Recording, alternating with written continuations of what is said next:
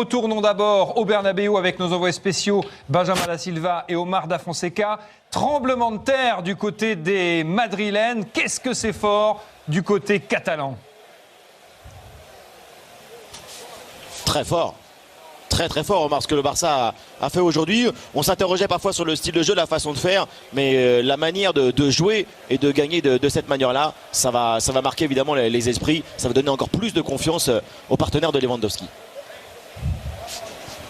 Omar, on attend votre réaction. Je pensais que vous passiez la balle à Omar. Ah non, pardon, non, oui. mais si. Et moi aussi, je pensais lui-même lui passer la balle. Non, mais parce que quelque part, évidemment que maintenant on fait le constat, on a le 4-0, on ne peut pas nier que la différence est abysmale. Mais par rapport à cette première mi-temps et par rapport à le scénario, à un moment donné, on était tous là, ici, tous les journalistes, on s'est dit, mais le Real doit marquer, le Real va marquer. On attendait une deuxième mi-temps où il y a, j'ai pas, une méthodologie, mais Bellingham dans le deuxième bas, nous on nous disait, les gars, on fait 3-4, je sais pas, on n'a rien vu. Alors que on est supposé de se dire que défensivement, c'est quand même imprenable cet aspect de jouer comme ça, le côté Barça.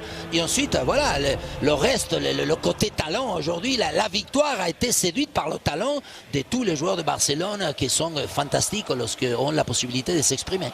Merci à vous de nous avoir fait vivre cette rencontre. Merci Benjamin, merci Omar. On se retrouve lundi dans Liga Extra. Est-ce que le grand Barça est de retour pour vous, Luis Fernandez, après ce succès 4-0? On va dire qu'au vu de cette deuxième mi-temps, oui.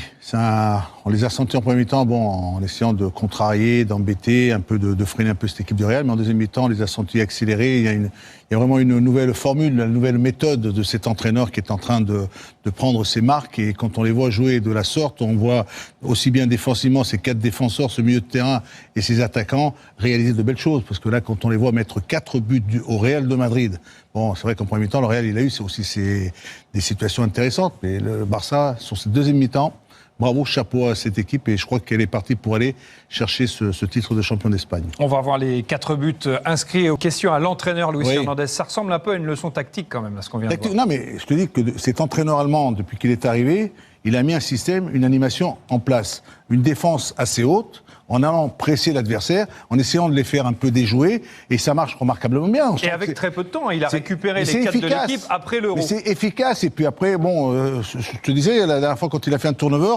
c'était à Osasuna. Tu te rappelles, qu'est-ce qu'ils ont fait à Osasuna? Ils ont perdu à Osasuna. Cette fois-ci, ils ont joué contre le Bayern. Il nous a remis la même équipe qui a joué face au Bayern. Et contre le Bayern, ils ont aussi fait un gros match. Voilà, cet entraîneur est en train de réussir. Il va vraiment réussir pour l'instant. Un entraîneur qui connaît par cœur son numéro 9, Robert Lewandowski. On l'évoquait en avant-match. Il marquait énormément quand il était avec lui au Bayern Munich. Il marque encore énormément avec le Barça. 14 buts en Liga pour Robert Lewandowski. On avait les yeux et les caméras étaient braqués sur Kylian Mbappé pour le premier classico du Français avec le Real Madrid. A-t-il manqué son rendez-vous avec l'histoire, d'une certaine manière, Luis Fernandez? Ce soir, il est passé à côté, non? Parce que quand on a eu l'occasion dans la préparation de ce match de faire un peu le résumé en pensant que Kylian allait peut-être ce soir face au Barça, qui est vraiment le match que tout le monde attend du côté de Madrid. Et c'est vrai qu'il en a mis un et je pense qu'il est refusé très fort justement. Après, c'est un garçon qui a peut-être passé à côté, mais il a tenté des choses quand même. On va pas non plus.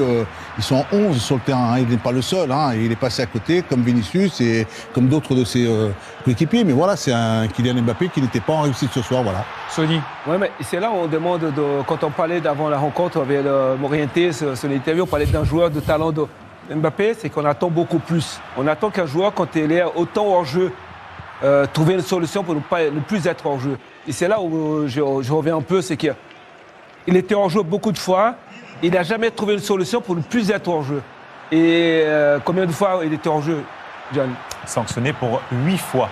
C'est beaucoup. C'est trop, beaucoup trop pour moi, pour un attaquant de ce talent-là, d'essayer d'être aussi, voilà, 8 fois. 1 fois, 2 fois, 3 fois, ben non, j'ai compris. Maintenant, je ne veux plus faire ces appels-là, ils vont se mettre hors jeu, je vais changer ma façon de jouer pour mettre en difficulté à la défense. Et ça, il n'a pas fait.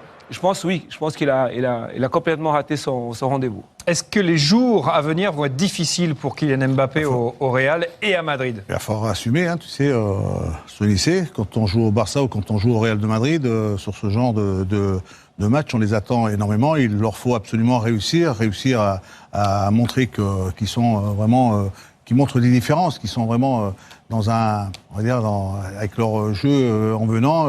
On en attend énormément de Kylian Mbappé. Et c'est sûr que ces jours-ci vont être durs pour lui parce que il va y avoir, tu sais, en Espagne, il y a suffisamment de médias qui ont la tendance un peu, tu as les pro-Barça, pro-Real, les commentaires ils vont tomber, hein, et puis je pense que... Oui, les médias sont très exigeants, le public est exigeant Kylian, également. ça va un peu être dur dans les jours prochains, oui, ça va être un peu difficile pour lui. Surtout qu'on parle des hors-jeux, mais il faut préciser que le premier tir cadré du Real, c'est Kylian Mbappé.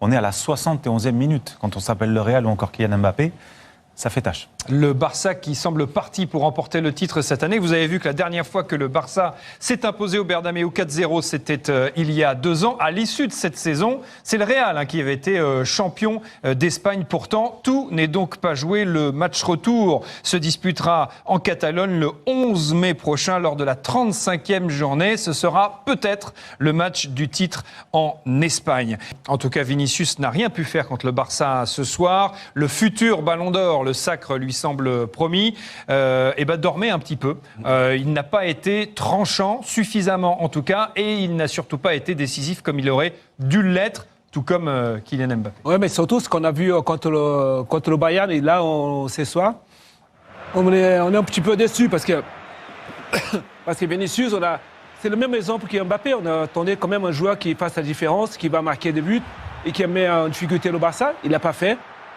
Pour moi, il a raté aussi son match.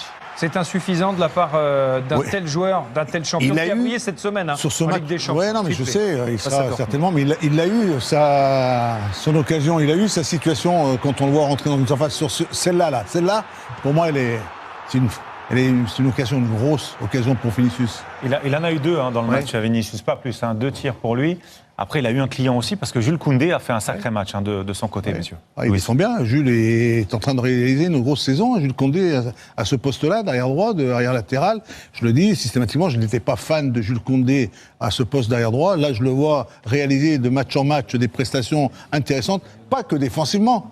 Parce qu'il apporte aussi offensivement. Parce que quand on voit Baldé sur le côté gauche, Jules Koundé aussi sur le côté droit. Jules Koundé commence à être de plus en plus présent sur ce côté droit avec Lamine Yamal. Voilà, c'est côté droit, côté gauche. Et je crois que Koundé est en train de réaliser le match parfait face à Vinicius ce soir. Koundé a réalisé un très bon match. Il est en grande partie responsable de la victoire des Blaugrana ce soir, responsable aussi du nombre de hors-jeux incalculables des joueurs de Madrid, et notamment 11 au total. Merci John, et notamment en première période. On va vous montrer cette séquence, cette gestion absolue de l'alignement qui était en tout point remarquable. Ça aussi, ça faisait partie du plan, visiblement, Sony. Oui, parce qu'on a beaucoup parlé quand on a vu le Barça jouer contre Séville, les contre-attaques.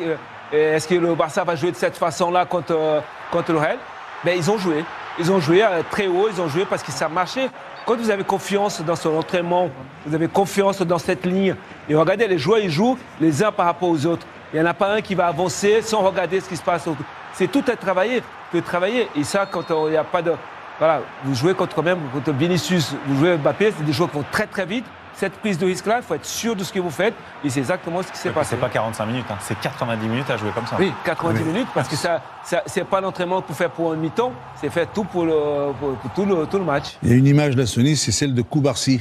Quand Kylian la demande dans la profondeur, lui, sa course, il l'arrête. Automatiquement, il le met hors jeu. S'il continue, Mbappé n'est pas hors jeu. C'est vrai qu'il y a un travail qui est fait. Ça se voit dans l'alignement. On s'aligne ensemble. Quand le ballon est à droite, on voit tous les joueurs se regarder pour bien se positionner, pour bien avancer ensemble, pour bien reculer. Après, il y aura certainement parfois, par moments, je les ai vus face au Bayern, dans des situations où ils se sont fait un peu surprendre. Parce que quand il y a de la vitesse devant, s'ils arrivent à trouver, ils vont passer par des moments un peu difficiles. Mais là, je pense qu'ils sont en train de prendre confiance dans ce système et dans cette animation que l'entraîneur allemand est en train de mettre en place. C'est gestion de l'alignement, c'est hors-jeu, répété été provoqué. C'est l'un des ingrédients du braquage de flics au Bernabéu qui a clairement réussi un coup de maître, l'entraîneur catalan. Le Grand Barça est-il de retour? Très certainement, le Barça s'impose 4-0 au Bernabéu, remporte le Classico et met un terme aux 42 matchs sans défaite en Liga du Real Madrid et compte ce soir 6 points d'avance